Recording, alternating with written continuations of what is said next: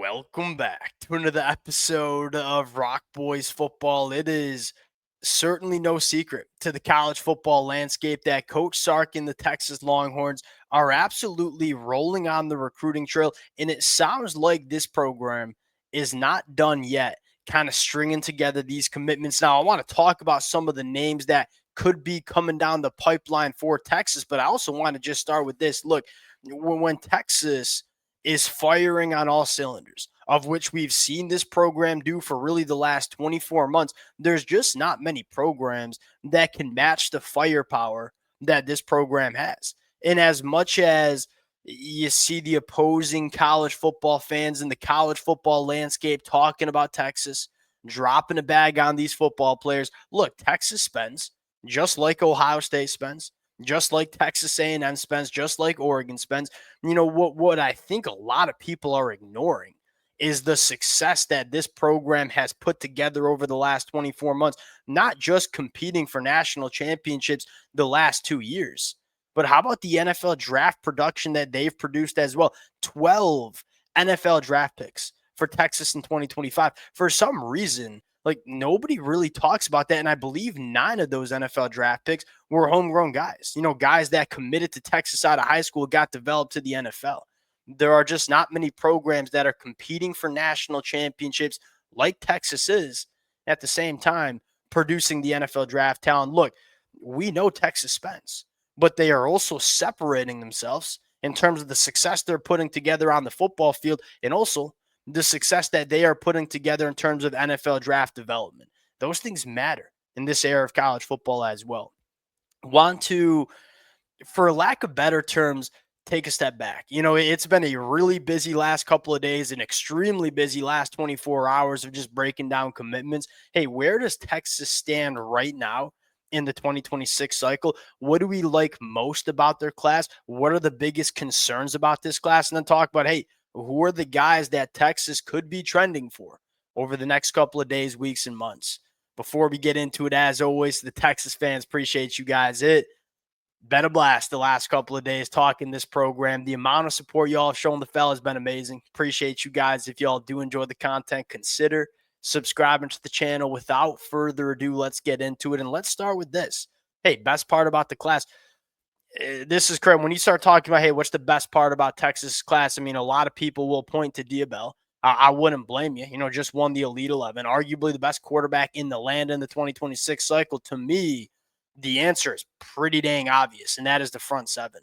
Not only just the defensive line, but you pair Tyler Atkinson up with the dominant defensive line that Texas is putting together up front. That's what stands out to me. And it stands out to me for a couple of different reasons. Most notably, and it's something we talk about a lot, that's a really difficult position to address in the portal.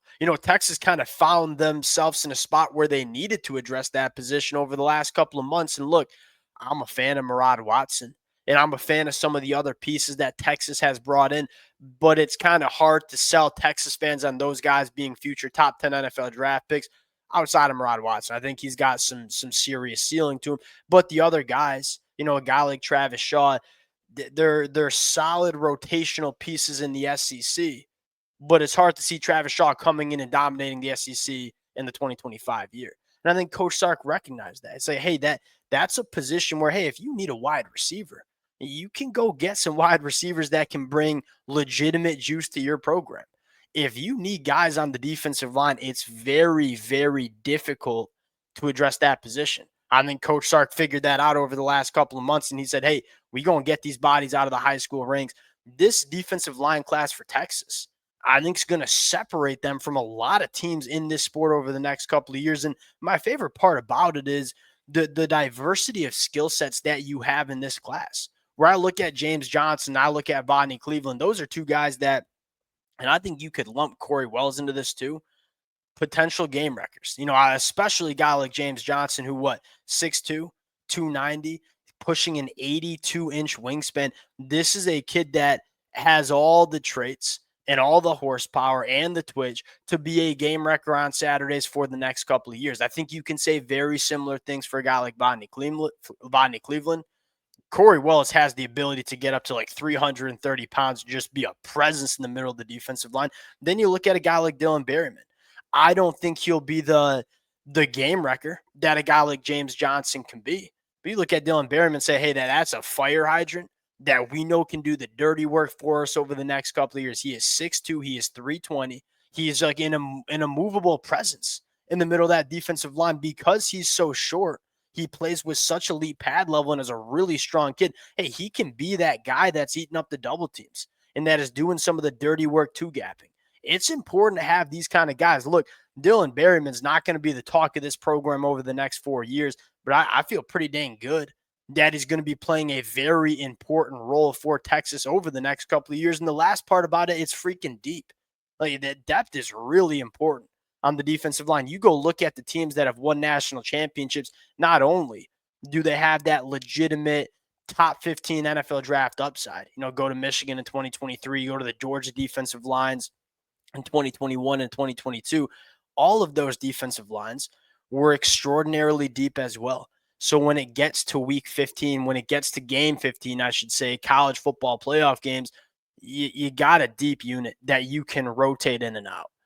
You look at the edge position. I think it's a nice dynamic where Richard Wesley, even though Richard Wesley's a reclass guy, right, 2027 to 2026, that is about as polished and as day one ready of an edge defender that you see in the country. And this is a guy that looks like he could be playing college football right now going into his senior year, has really, really powerful hands, a guy that can win with his first step, a guy that's about as well-rounded as it gets. And then you look at a guy like Kosi and say, hey, there's some work, there's some development that needs to take place, but the upside is monstrous with a guy like Kosi Okapala.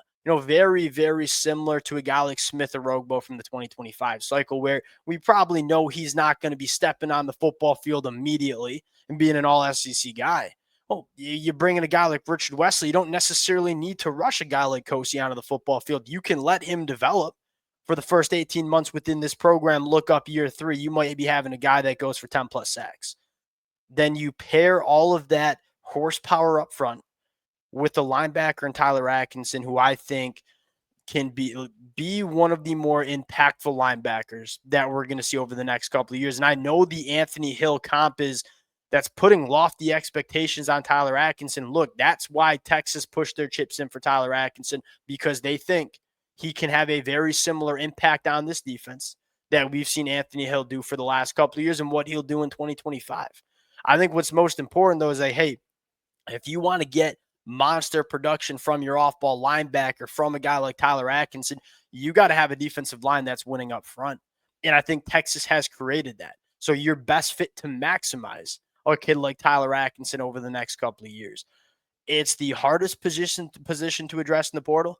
And I think Texas has done a really good job stacking these bodies at the high school ranks. Area of concern. And I think many Texas fans probably agree with this as well. The offensive line, specifically the offensive tackle bodies. It was a lighter offensive line haul in the 2025 cycle. You let a few guys you probably didn't want slip away, guys like Mike Fasusi.